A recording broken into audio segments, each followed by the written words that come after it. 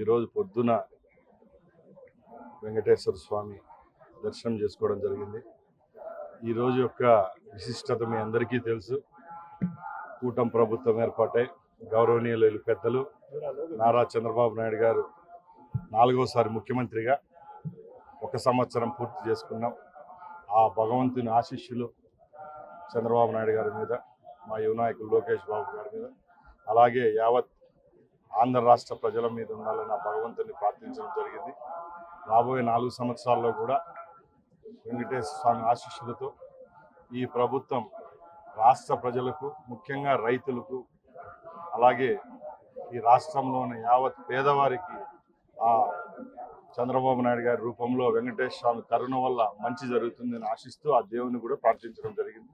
జై నమో వెంకట. ముఖ్యంగా